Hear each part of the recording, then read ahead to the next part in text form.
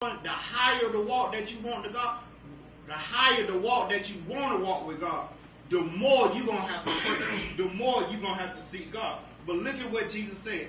He said, what could you not watch with me 1 hour? Watch 1 hour. Now keep that in mind and go to Mark chapter 13 real quick.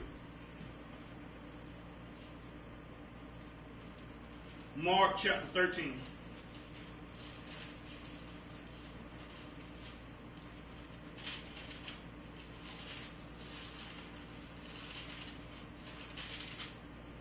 Mark 13, start at verse 32.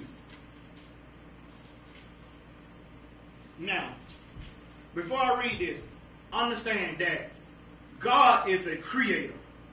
The enemy is an imitator. So what the enemy tried to do, he tried to imitate God. And so he tried to do stuff according to the way that God do stuff. But he do it in a negative influence to get you out of the will of God. Now, but look at verse 13. It says, but of the day and that hour knoweth no man, no not the angels which are in heaven, neither the Son, but the Father. Now, they talking about watching for you know now when the end time comes. But what I want you to do is put Satan in your mind and know that in the day you don't know when Satan comes. You don't know when he's going to tempt you or what trick he's going to come. Just keep that in mind. But look at verse 33. It said, take ye heed, watch and pray, for you know not when the time is. And so because we don't know that Satan is coming at 3 o'clock, that's why we need to pray and be ready in advance so he don't catch us off guard. All right. Verse 34. It says, for the Son of Man is as a man taking a far journey, who left his house and gave authority to his servants. In other words, Jesus left and gave all the power and authority to us before he left. But the problem is that we're not operating in that authority. And you cannot operate in that authority for the simple fact, one, we still subject to Satan ourselves. So how can Satan become subject to you if you still subject to him? Now keep that in mind. We won't get to it today, but keep that in mind. It said, who left his house and gave authority to his servants, and to every man his work, and commanded the porter to watch. Verse 35. Watch ye therefore, for ye know not when the master, but we're going to replace that with Satan. Watch ye therefore, for ye know not when the master of this house, the enemy of the house coming. Satan is the enemy of your house. It say watch because you know not when he coming. It said at even, or at midnight, or at the cock crowing, or in the morning. Lest coming suddenly he find you sleep. And what I say unto you, I say unto all, watch. So you got to constantly pray and be in the face of God. Allowing God to let you recognize when the enemy comes. So he don't come in and catch you slipping. He don't come in and catch you sleep. Because when he come in and catch you sleep, then all hell will break loose in your life. Because he coming with everything he got, because he trying to take you out because you belong to God. Now, I said that to go back to Matthew. Go back to Matthew 26.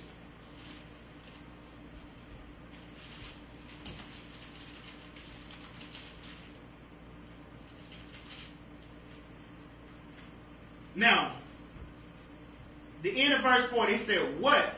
Could you not watch with me 1 hour? Could you not just give God 1 hour out of your day?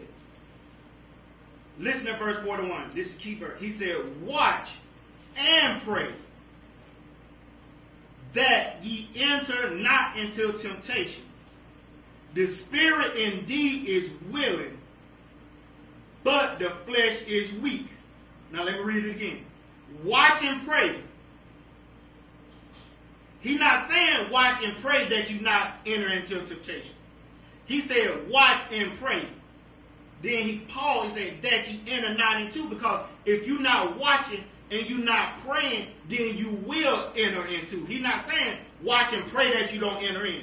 He's saying watch and pray so that you don't enter into temptation. He said the spirit is willing, but the flesh is weak. Why? Because he could not watch with him 1 hour. So Jesus saying, because you could not watch with me 1 hour, he said, the spirit is willing, but the flesh is weak. So reverse that and say this.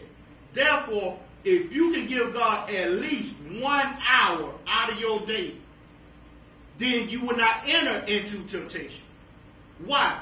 Because your spirit already is willing. And because you don't spend that time with God and you don't got built up in the word, your flesh, you will not be subject to your flesh. In other words, your flesh will be strong. That's right. If you can watch 1 hour. So here's my thing. We ought to make a commitment to God that every single day of the week, we ought to give God at least 1 hour. Why? Because it will build our flesh up so that in the time when the enemy comes in to tempt us, we will not fall into temptation. Brother, do you ever wonder why that, we get called an hour of prayer and nobody comes? The reason is the flesh. Exactly.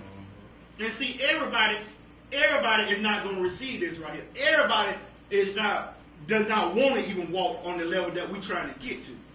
But this right here, what we talking about, is for the one that really want it. But look at this, verse 42.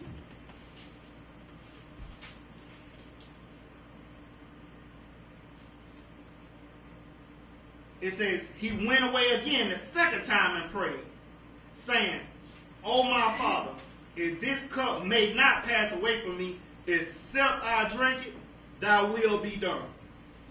Verse 43.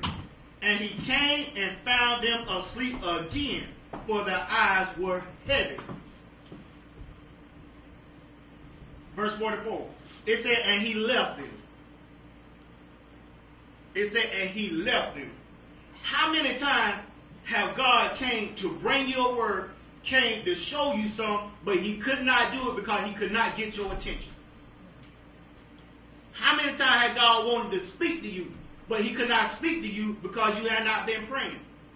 And so you can't even recognize his voice. Or you too busy to hear what God is saying. Or you won't get, a lot of times God comes 3 or 4 o'clock in the morning and want to talk to you. And then you don't want to wake up. You don't want to get up to it. And see, the problem is that because they don't spend so much time with Jesus, they took it lightly.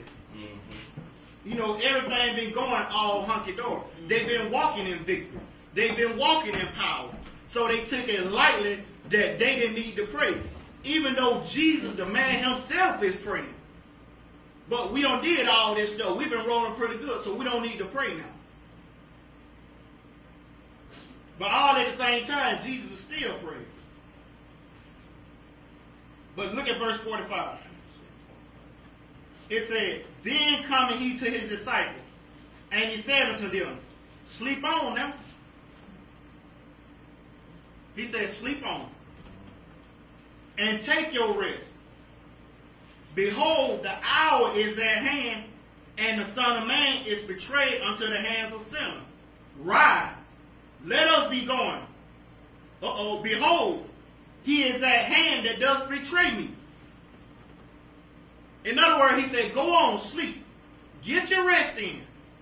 But he said, oh, never mind. You can't.